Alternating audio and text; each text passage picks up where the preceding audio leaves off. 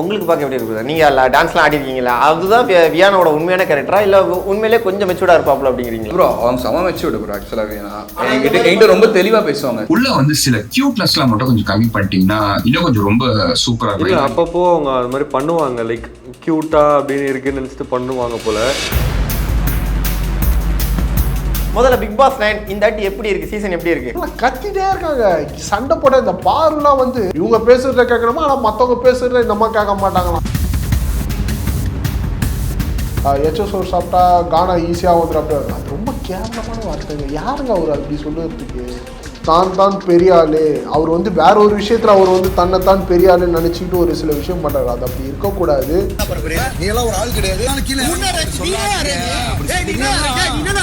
Okay, ஒரு talk inclusion அங்கே வந்து நிறைய டாக்ஸை வந்து கூட்டிகிட்டு வந்துட்டு அந்த ஒரு ப்ரோக்ராம் மாதிரி வச்சு நடத்துகிறாங்க. ஒரு 4 நாய் மட்டும் கத்திட்டே இருந்துச்சுன்னா மக்கள் யாரும் பார்ப்பாங்க? குறைந்த விலை, நிறைந்த தரம், தங்கள் தேவைகள் அனைத்தும் ஒரே இடத்தில். ஜெயச்சந்திரன். A to B, உங்கள் பசியார எங்கள் ருசி பேசும்.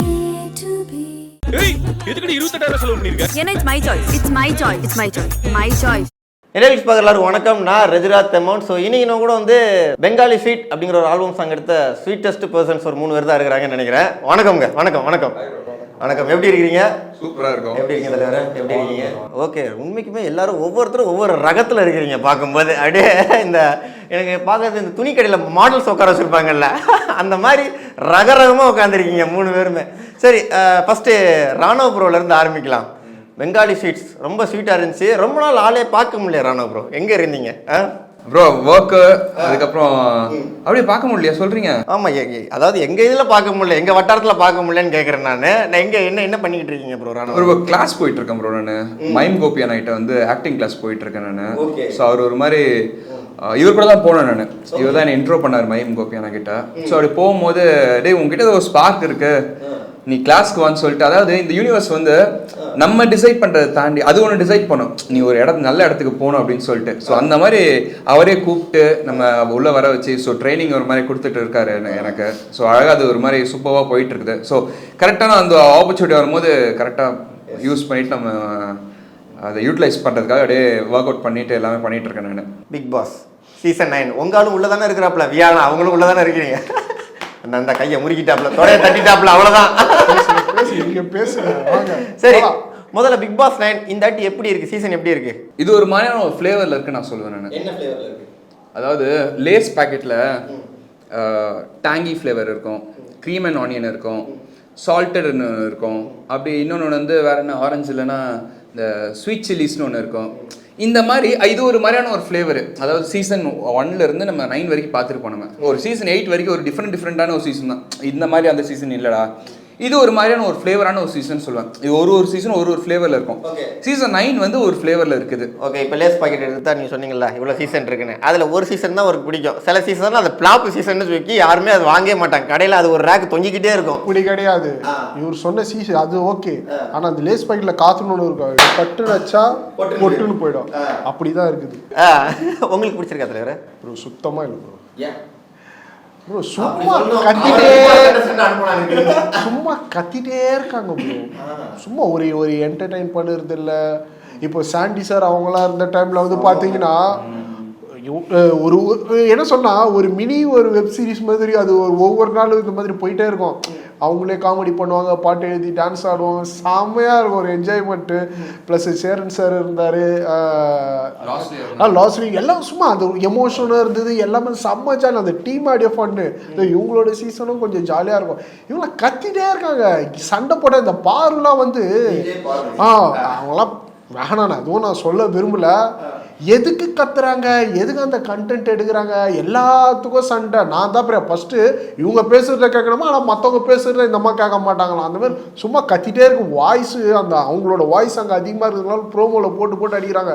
நிறைய பேர் சொன்னா விஜய் டிவிக்கு இவங்க தான் என்ன சொல்றது ப்ரோமோ கொடுக்குறேன்னு நினைக்கிறாங்க. ஆனால் சத்தியமாக அது கிடையவே கிடையாது. கூட ஒருத்தர் இருக்கார், இப்போ நடிப்பார்க்கன்ட்டு ஒரு Diwakar watermelon star. Actually Gana Vinod வந்து வின் பண்ணுறதுக்கு நிறைய வாய்ப்பு இருக்குன்னு நினைக்கிறேன். ஏன்னா அவர் வந்து ஒரு சாங் எழுதி இது பண்றாரு, என்டர்டெயின் பண்றாரு, காமெடி பண்றாரு, ஃபன் பண்றாரு. அப்படிலாம் இல்லை, நான் நியாயத்தை மட்டும் தான் பேசுவேன். வியனாக்கும் ஒரு ஆப்ஷன் இருக்கு. ஏன்னா வியனா வந்து எந்த குரூப் இசத்துலயும் இல்லை. வியனா வந்து சூப்பரா இருக்காங்க, குரூப் இசத்துல எல்லாம் ஆடுறாங்களா, சூப்பரா விளையாடுறாங்கலாம் சொல்ல முடியாது. நான் ஓப்பனா தான் பேசுவேன். சூப்பரா இருக்காங்க. போத்தீங்களா? இல்ல சூப்பரா விளையாடுறாங்கன்னா எந்த ஒரு குரூப் விஷயமும் இல்லாம அவங்க வந்து கரெக்டான ஒரு விஷயத்துல இருக்காங்க. ரெண்டாவது விக்ரம் ஆக்சுவலி அந்த மனுஷன் சூப்பருங்க, ரொம்ப நல்லா பண்றாங்க. அவரோட கான்செப்ட் எல்லாம் நான் பார்த்திருக்கேன், அவரோட இந்த நகைச்சுவான ஒரு விஷயங்கள்லாம் நான் பார்த்திருக்கேன். அவர் வந்து கரெக்டா இருக்காரு.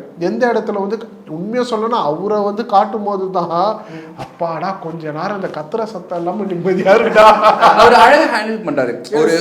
ஒரு கோவம் வந்து இது பண்ணா கூட அவர் ஒரு மாதிரி ஒரு அழகா ஹேண்டில் பண்றாரு. அவரையும் விஜய் பார்வதி கத்த வச்சிட்டாப்ல கடைசியில இப்ப இந்த ஒரு வாரமா இல்ல அது ஒரு மாதிரி எல்லார்கிட்டயும் ஒரு மாதிரி கோவமா வந்து திவாகர்லாம் கோவமா வந்து பேசும்போது அவர் ஒரு மாதிரி அப்படியா சார், ஓகே சார், இந்த மாதிரி ஹேண்டில் பார்வதி கிட்ட பேசும்போது மட்டும் தான் கடைசியா வந்து அவங்களோட, அதாவது இந்த தளபதி வந்து தெரியல ஒன்று சொல்லியிருப்பார்ல, பசு மாடா எரும மாடா ஏதோ ஒரு மாடு, அந்த மாடு கிட்ட நீ போ அப்படின்னு சொன்னா கேட்காது, அதுக்கிட்ட பின்னாடி தட்டிட்டு போக சொல்லணும். அதுக்கு பேர் வயலன்ஸ் கிடையாது, அதோட பாஷையில சொல்லி புரிய வைக்கிறது. அந்த மாதிரி அவர் சொல்லி புரிய வைக்கிறாரு. எனக்கு ஒரு ஆசை வந்து சப்போஸ் கடவுள்னு ஒருத்தர் இருந்தாருன்னா அப்படி வந்து திவாகர் கிட்ட போய் ஒரு வரம் ஒன்று கொடுக்கணும்னு ஆசை. மற்றவங்க மனசுல நினைக்கிறதுலாம் திவாகருக்கு கேட்கணும். ஏன்னா அவர் மனசுல ஒரு பிம்பத்தை கிரியேட் பண்ணி வச்சிருக்காரு. கண்ணா எல்லாருமே வந்து என் கூட போட்டு எடுத்துக்கிறாங்க கண்ணா, அடுத்த சூப்பர் ஸ்டார் தான் அப்படி இப்படிலாம் பேசுறாங்க கண்ணான்றாங்களா. உண்மையா அவனு வாயில சொன்ன மனசுல என்ன நினைக்கிறான்னு திவாகருக்கு கேட்கணும். அந்த ஒரு வரம் கடவுள் கொடுத்தாருன்னா அவரு சந்தோஷப்படுவாப்புல. எனக்கு தெரிஞ்சு நீங்க தான் சந்தோஷப்படுவீங்க. அவர் வருத்தம் தான் போடுற அந்த வரம் கிடைச்சிச்சுன்னா. எனக்கு இன்னொன்று வந்து இந்த சீசன் உங்கள் சீசன் மட்டும் கிடையாது, இது வரைக்கும் எந்த சீசன்லேயும் அப்படி பார்த்ததில்ல. அடல்ட் கண்டென்ட் எக்ஸ்ட்ரீமாக இருக்குது, அதுவும் இவ்வளோ பெரிய பிளாட்ஃபார்மில் அப்படிங்கிறாங்க. அதை எப்படி பார்க்குறீங்க? அது ப்ரிவென்ட் பண்ணியிருக்கணும் ப்ரோ. நான் அதுக்கு மைட் பி அது ஒரு நாளும் ஒரு கண்டென்ட் வந்துட்டு இருக்கலாம். மைட் பி அந்த டைமில் யாருக்காச்சும் ஒரு எல்லோ கார்டு கொடுத்து நீங்கள் இந்த மாதிரி பண்ணக்கூடாதுன்னு சொல்லிட்டு ஸ்டாப் பண்ணியிருந்தா அது அடுத்து நடந்திருக்காதுன்னு நான் நினைக்கிறேன். நான் இல்லை, எனக்கு வந்து என்னென்னா அவங்க வந்து வேற ஒரு ஃபார்மெட்டில் போனால் நல்லாயிருக்கும். சப்போஸ் விஜய் சேதுபதி சார் இதை பார்த்தா, சார் விஜய் சேதுபதி சார் இதை நீங்கள் பார்த்தீங்கன்னா ஃபஸ்ட்டு ஒன்று பண்ணுங்கள், இந்த வீக்லி யார் யாருக்கு எவ்வளோ ஓட்டு போயிருக்கோ அதை வந்து நீங்கள் சொல்கிறீங்க. ஏன்னா அவங்களுக்கு ஓட்டு வரதை பொறுத்து தான் வந்து எல்லோரும் இப்போ இருக்கிற எலெக்ஷனில் இருக்கிறவங்களாம் பார்த்தோன்னு வச்சுக்கோங்க, நான் இத்தனை ஓட்டு பர்சன்டேஜ் வச்சுருக்கேன், அத்தனை ஓட்டு பர்சன்டேஜ் வச்சுருக்கேன் அப்படின்னு பெருமையாக இப்போ வரைக்கும் பேசிட்டு தான் இருக்காங்க. ஆனால் நான் என்ன சொல்கிறேன்னா, யார் எவ்வளோ ஓட்டு வாங்கியிருக்காங்க, அதாவது வெளியே போகிறவங்களெல்லாம் யார் எவ்வளோ ஓட்டு வாங்கிறோம் நீங்கள் சொல்கிறீங்க. அப்போ என்ன ஆகுதுன்னா, என்ன நம்மளை விட இவன் அதிகம் ஓட்டுருக்கான், அப்போ இந்த வாரம் நம்ம வந்து கத்தாமல் ஒழுங்காக நம்ம கேமை ப்ளே பண்ணணும், அப்போ தான் நம்மளுக்கு ஓட்டு அதிகமாக வரும், இந்த வாரத்தோட அந்த வாரம் வந்து நம்ம பெட்டராக வரணும். அந்த ஓட்டோட எண்ணிக்கை அவர் சொன்னார்னு வச்சுக்கலாம், உள்ள ஒரு சேஞ்சஸ் மாற்றத்துக்கு ஒரு வாய்ப்பு இருக்குன்னு நான் நினைக்கிறேன். உள்ள மாறுறதுக்கு ஒரு வாய்ப்பு இருக்குன்னு நினைக்கிறேன். இல்லை பிரதர், நம்ம என்ன பேசினாலுமே அந்த ஓட்டுன்ற ஒரு விஷயம் இருக்குது தெரியுமா, இன்னி வரைக்கும் வந்து அந்த ஓட்டோட அந்த பெர்சன்டேஜ் எண்ணிக்கையை வச்சு தான் இங்கே ஒரு சில விஷயங்கள் போயிட்டு இருக்கு. அது உள்ளே எடுத்துட்டு வந்தாங்கன்னா அந்த அவங்க உள்ள இருக்கிறவங்க சேஞ்சஸ் ஆகிறதுக்கு ஒரு வாய்ப்பு இருக்குன்னு நான் நினைக்கிறேன். இந்த ஐடியா எப்படி இருக்கு? நல்லா இருக்கு. ஆனா அதை வச்சு அவனுக்கு குரூப் ஃபார்ம் பண்ணுவானுங்க உள்ளுக்குள்ள. எனக்கு என்னன்னா இந்த அட்டிலாம் வந்து அவர் கமருதீன் நினைக்கிறேன், அவர் பேர் காமருதீனும் விஜய் பார்வதின்னு நினைக்கிறேன். சாப்பிடலாமா, கவர் போட்டு சாப்பிடலாமா, வெளியில போய் சாப்பிடலாமா, டெய்லி சாப்பிடலாமா, இதெல்லாம் என்னது இது? அது எனக்கு டபுள் மீனிங் மாதிரியே தெரியலையே. உங்களுக்கு அப்படி தெரிஞ்சிச்சு?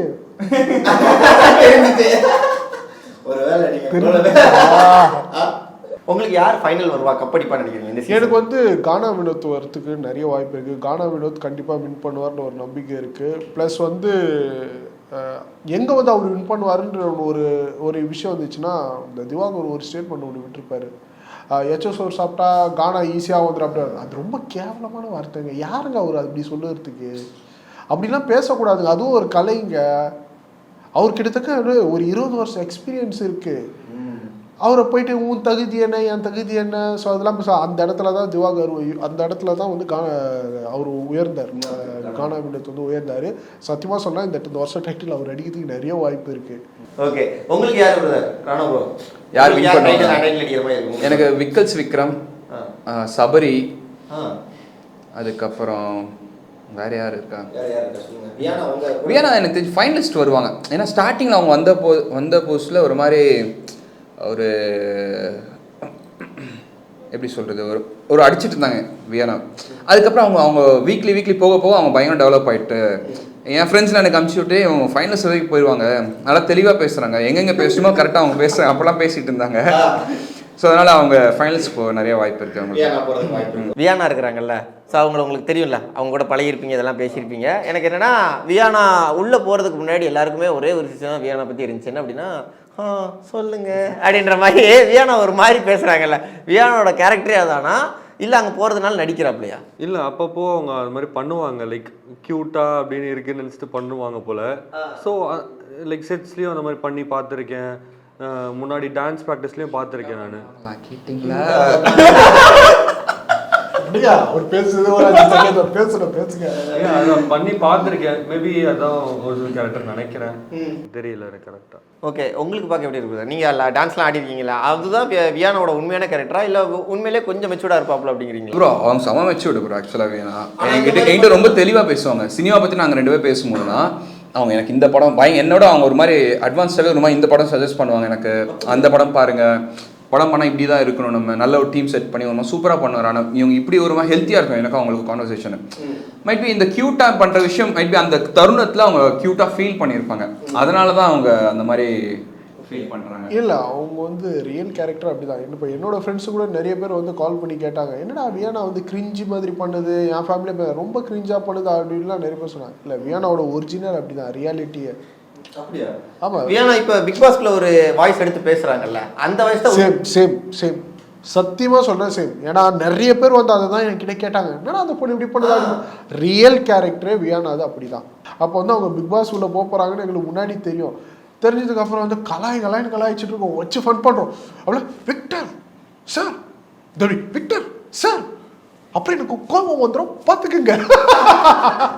அது என்னங்க எப்படி பண்ணுறீங்க, இப்போ உள்ளே போனால் இதோட பெரிய டார்ச்சர் இருக்கும், அதனால இங்கே உங்களுக்கு நாங்கள் ரிகர்சல் தரோன்ட்டு உள்ளே போகிறப்ப டார்ச்சர் பண்ணி தான் அனுப்பிச்சு விட்டோம். அவன் ரியல் கேரக்டர் அப்படி தான். அதே சேம் வாய்ஸ் இருக்கும், வியானோட சிஸ்டருக்கும் அதே சேம் வாய்ஸ், இந்த மாதிரி தான் இருக்கும் அவங்களோட வாய்ஸும். ஓகே, திவாகரோட எவிக்ஷன் எப்படி பார்க்குறீங்க? ராணுவ ப்ரோட்ட இருந்து ஆரம்பிப்போம். ப்ரோ ஓட் தான் ப்ரோ இங்கே ஃபுல்லாக. ஸோ மக்கள் என்ன டிசைட் பண்ணுறாங்களோ அதுதான் மக்கள் தீர்ப்பே, மகேசன் தீர்ப்பு ஃபைனலாக. உங்களுக்கு திவாகர் வெளில வர்றது எப்படி இருக்கு? பர்சனலான கருத்து கேட்குறேன் உங்ககிட்ட ராணுவ ப்ரோட்ட. இப்போ பர்சனலாக நான் அவங்க உள்ளே இருந்தனால சொல்கிறேன், யார் வெளில போவான்னு அங்கே யாருக்குமே தெரியவே தெரியாது. எல்லாத்துக்குமே வந்து இவங்களா அப்படின்னு தான் இருப்போம் நம்ம. அதனால் அவர் வெளில போனது வந்து அது மக்களோட தீர்ப்பு தான் ஃபைனலாக. அவங்களுக்கு பிடிக்கலன்னா வெளில எடுத்துட போகிறாங்க. உங்களுக்கு ஃபேராக இருக்கா அவர் வெளில போனது?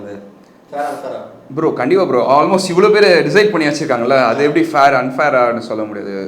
கண்டிப்பாக மக்கள் டிசிஷன் தான் இங்கே ஃபைனல் டிசிஷன் இது. ஸோ அதனால் ஆல்மோஸ்ட் எல்லாமே நம்மளும் கமெண்ட்ஸாக பார்த்துட்டு தானே இருக்கோம்.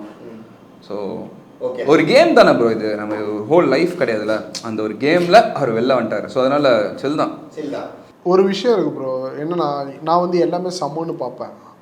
நான் என்னால் வந்து ஒரு விஷயத்த வந்து ஷார்ட்டாக சொல்ல முடியாது, நான் எல்லாமே சமமாக தான் பார்ப்பேன். ஆனால் அவர் வந்து அது அப்படி இல்லை, தான் பெரிய ஆள். அவர் வந்து வேற ஒரு விஷயத்தில் அவர் வந்து தன்னைத்தான் பெரிய ஆளுன்னு நினச்சிக்கிட்டு ஒரு சில விஷயம் பண்ணுறாரு. அது அப்படி இருக்கக்கூடாது. அவர் இந்த ஷோவில் இருக்கும்போது எல்லாரையும் கொச்சையாக பேசுறது, உங்களுக்கு லைக் நீங்கள் கானா விடத்துக்கிட்ட பேசும்போதும் அந்த தகுதி தராதாரம், அந்த ஏத்தம் இறக்கம், இந்த மாதிரிலாம் ஒரு சில விஷயங்கள்லாம் பேசுவார். ஸோ அதெல்லாம் பேசக்கூடாது. இவர் இங்கே எப்படி பேசுவோம், நாளைக்கு வந்து இண்டஸ்ட்ரியில் ஏதோ ஒரு ஃப்ளூக்லேயே எதுலேயே ஒரு பெரிய ஆள் ஆகிட்டாருன்னா, நாளைக்கு அவங்க பார்க்க வர்றவங்களே இவங்களா இவங்களாம் உள்ளே சேர்க்காது, அவங்களா இது பண்ணாது அது பண்ணாதுன்னு சொல்லிட்டு அந்த மாதிரி பண்ணக்கூடிய ஆளான்னு கேட்டால் பண்ணுவார். ஸோ அதனால் அனுப்பிச்சி விடுங்க. அவர் பிசியோதெரப்பியா பண்ணிட்டோம், அதில் நிறைய டேலண்ட் இருக்கா, நிறைய பேருக்கு உடம்பு சரியில்லாத வர்றவங்களும் அவங்க பிசியோ பண்ணி காப்பாற்றிட்டோம். நீங்கள் நடிக்கிறதுக்கு நிறைய பேர் இருக்காங்க. நீங்கள் ஆக்டிங் ஸ்கூலுக்கு போங்க, நீங்கள் ஒரு ஸ்கிரிப்ட் பேப்பரை கொடுங்க, 3 பக்கம் பேஜை ஒரே ஸ்பாட்டில் வந்து அடித்து தூள் கலப்பக்கூடிய அளவுக்கு வந்து ஆக்டிங் ஸ்கூலில் அவ்வளோ பேர் இருக்காங்க, பாய்ஸ் அண்ட் கேர்ள்ஸு பயங்கரமாக.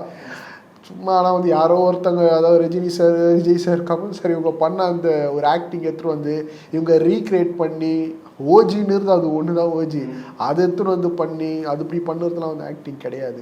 ஓகேங்களா?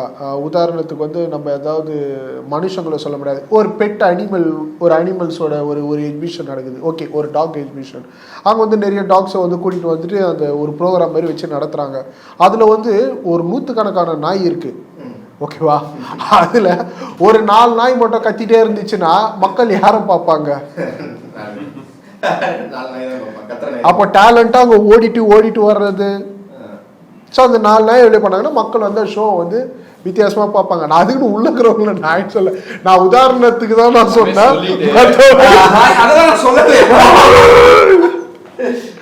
அப்படிலாம் சொல்ல, நான் அவங்கள நான் சொல்ல, உங்களுக்கு நான் புரியுதா நான் என்ன சொல்ல வரேன்ட்டு.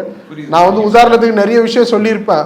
ஆனா இது ரொம்ப ஈஸியா இருக்குல்ல. ஸோ அதுங்களோட டேலண்ட்டை வந்து பார்க்கணும்னா ஒரு சில கத்துறாளுங்களெல்லாம் வெளியே அனுப்பிச்சிடணும், அவ்வளவுதான். குறைந்த விலை நிறைந்த தரம், தங்கள் தேவைகள் அனைத்தும் ஒரே இடத்தில். ஜெயச்சந்திரன். A to B உங்கள் பசியார எங்கள் ருசி பேசும். ஏன்னா it's my choice. It's my choice. It's my choice. My choice.